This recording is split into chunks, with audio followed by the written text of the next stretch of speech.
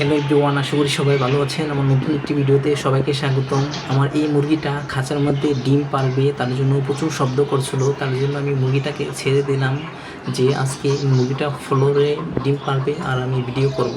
তো মুরগিটা ডিম পাড়ার জন্য দেখুন আমার খাটের উপরে উঠে বসে আছে। প্রথমে চেয়ারে উঠেছিল, তারপরে সেখান থেকে খাটে উঠেছে। তো মুরগিটা একটা জায়গা খুঁজছে, যে নিরিবিলি একটা সুন্দর পরিবেশের মতো জায়গা। তো মুরগিটা এখনই ডিমটা পেড়ে ফেলবে। দেখুন কীভাবে মুরগিটা ডিমটা পারে। আর এই মুরগিটা একদিন পর পর ডিম পারে, খুবই ভালো জাতের মুরগি। মুরগিটা ছোট থেকে বড় হয়েছে, তার জন্য কোনো ভয় পায় না আমাদের। আর অন্য মুরগি তো দেশি মুরগি, এগুলো ছাড়লে উড়ে চলে যায়, আর এটা ঘরের মধ্যেই থাকে।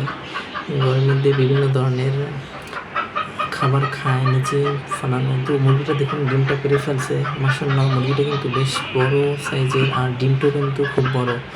দেখুন কত বড় ডিম, ক্যামেরাতে বোঝা যায় না তেমনটা, বাট বাস্তবে বেশ বড় ডিম। এরপর মুরগিটাকে আমি ফ্লোরে নামিয়ে দিয়েছি, কারণ ও খাটের উপর মলমূত্র করতে পারে।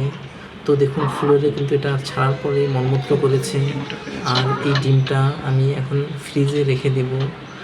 কালকের পরের দিন আবার মুরগিটা ডিম পারবে। এভাবে একদিন গ্যাপ দিয়ে দিয়ে আমার এই মুরগিটা ডিম পারে। আর নিচে কালো একটা দেশি মুরগি আছে, এটাও কালকে ডিম পেড়েছে। এটা 4-5 দিন পর পারে। এই যে দেশি মুরগির ডিমটা দেখতে পাচ্ছেন কত ছোট।